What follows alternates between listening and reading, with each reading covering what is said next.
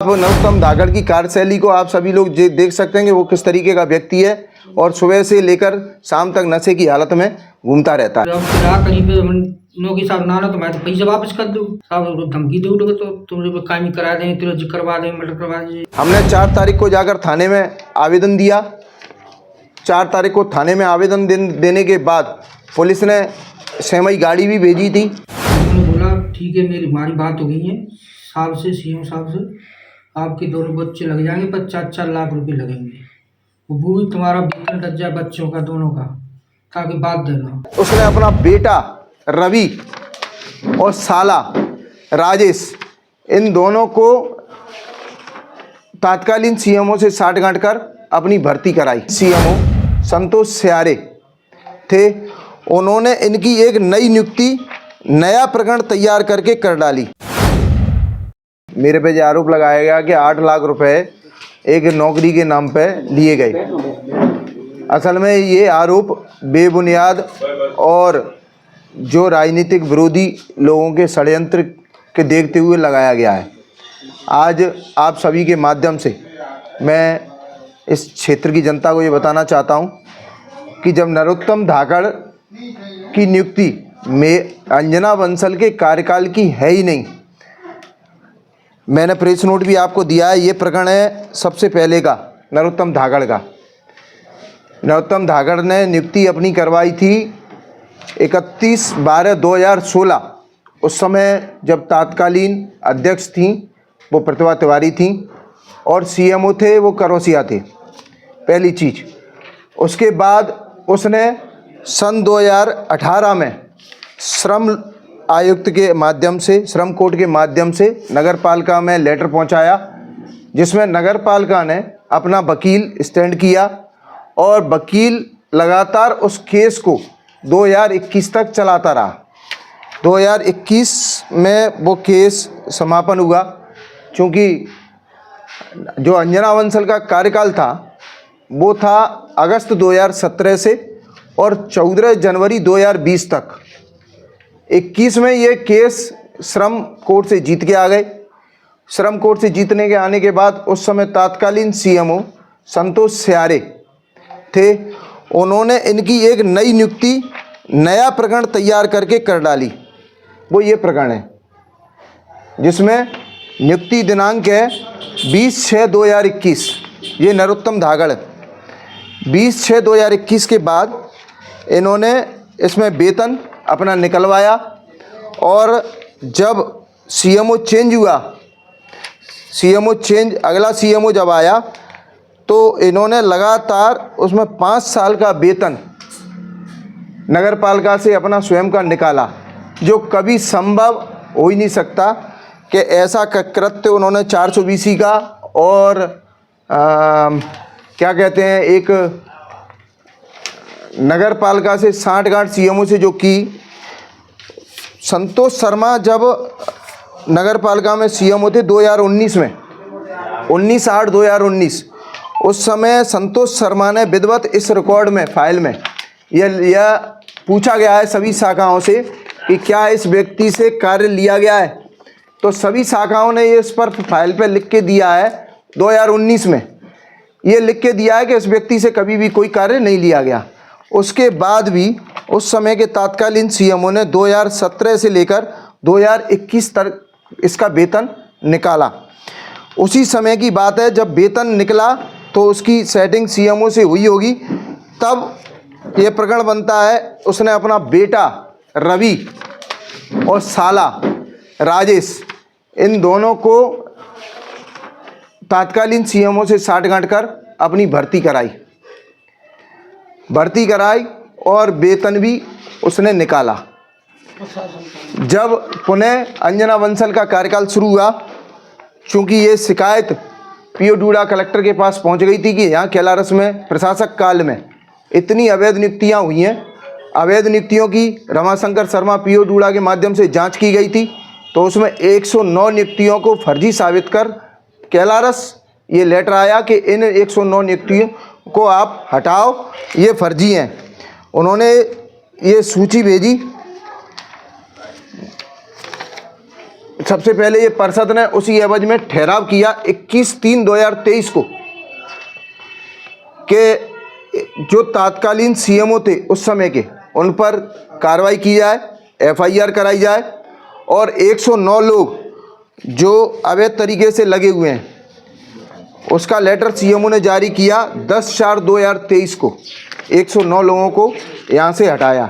ये ऐसे लोग थे जो नगर पालिका में कभी कार्य नहीं किया लेकिन निरंतर अपनी तनख्वाहें प्राप्त कर रहे थे। जब बात आई ये हटने के बाद नरोत्तम धाकड़ निरंतर ये दबाव डाल रहा था कि मुझको वापस लो, मेरी तनख्वाह निकालो, तो उससे स्पष्ट मना कर दी थी। ये 3 तारीख की घटना है कि अब 3 तारीख को इसने गाली गलौच का प्रयोग किया और जान से मारने की धमकी दी। उस समय मेरे साथ अशोक राणावत जी और कल्लू कुशवाहा ये दोनों साथ में थे। हमने 4 तारीख को जाकर थाने में आवेदन दिया।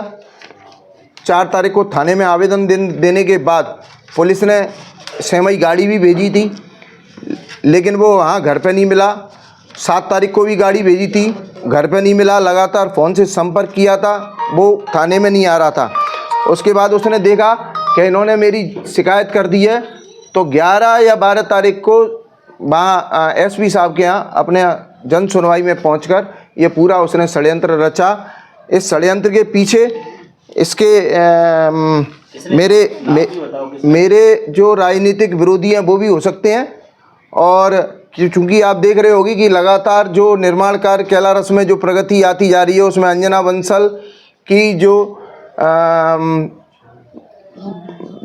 उनकी छवि में विकास हो रहा है और लोकप्रियता बढ़ रही है, उसके उनसे डर के कारण यह विरोधियों का इसके माध्यम से काम है। आप नरोत्तम धाकड़ की कार्यशैली को आप सभी लोग देख सकते हैं कि वो किस तरीके का व्यक्ति है और सुबह से लेकर शाम तक नशे की हालत में घूमता रहता है।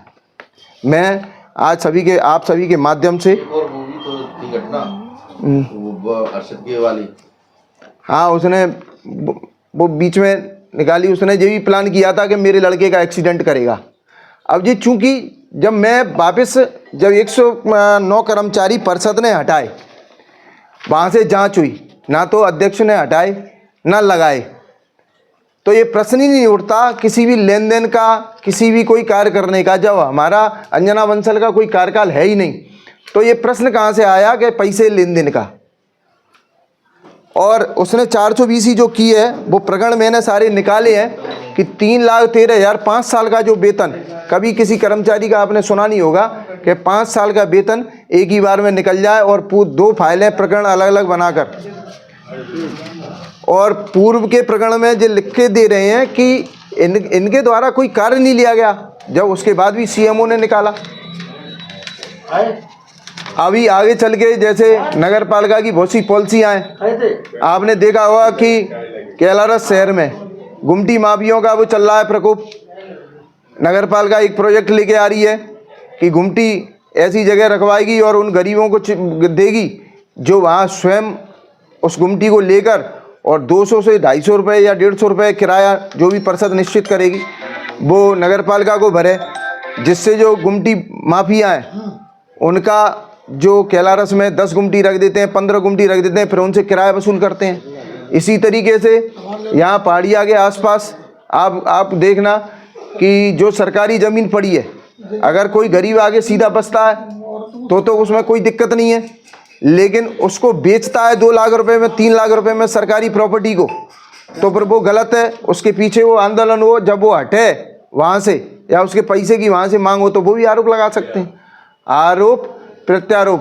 पर मैं आपसे मीडिया के माध्यम से उनको भी निवेदन करना चाहता हूं कि जिन लोगों ने ये खबर चलाई, कम से कम इस तथ्य तक पहुंचना चाहिए। आप चौथे स्तंभ हो, आपको सच्चाई तक पहुंचने का पूरा वो होना चाहिए कि क्या सच्चाई है। मैंने कोई आपसे वाक्य कहे, मैं आज जो बता रहा हूं आपके पास, मैं रिकॉर्ड के बता रहा हूं, आप पढ़ सकते हैं, देख सकते हैं।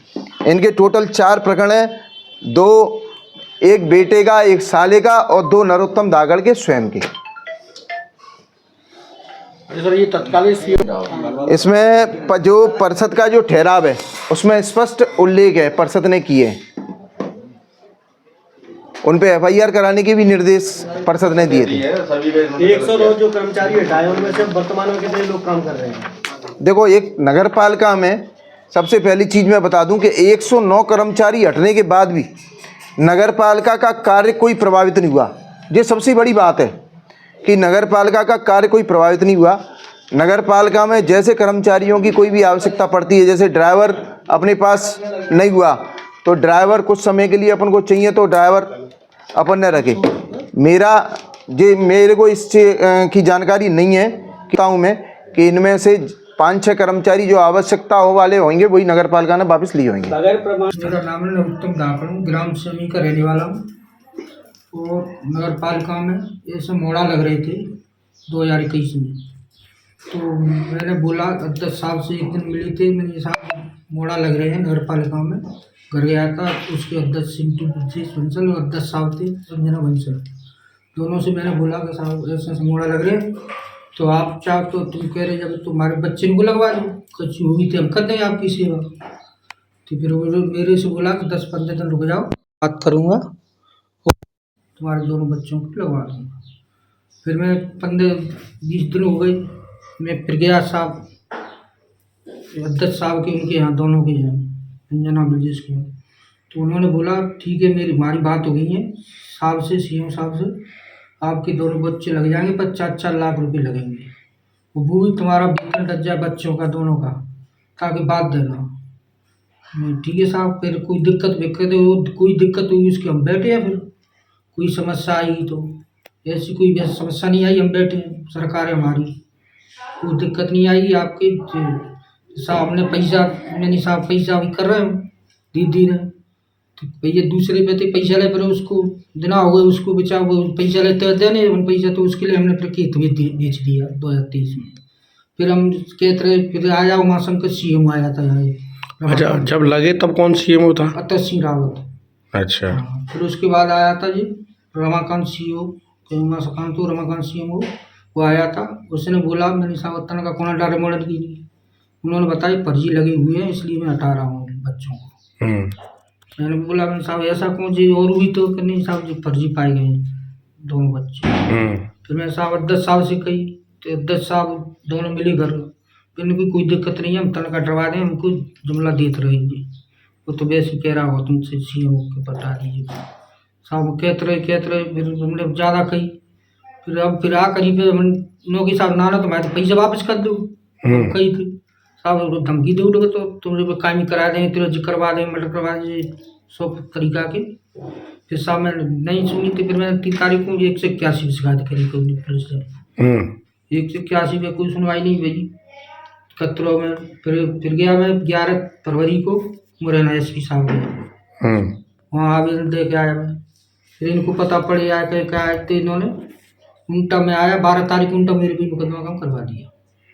अच्छा, तो अभी आप दोबारा गए SP साहब के यहाँ, तो उनका क्या कहना था? SP साहब का कहना है कि आपकी एक तरफ तो गुमराह रहे हैं कि पेपर में तो आई है उनकी नगर पालिका की, और SP साहब कह रहे मोदी जी के वो घर पे विवाद हुआ है इनका, अब उनकी भी समझ में नहीं आ रही है।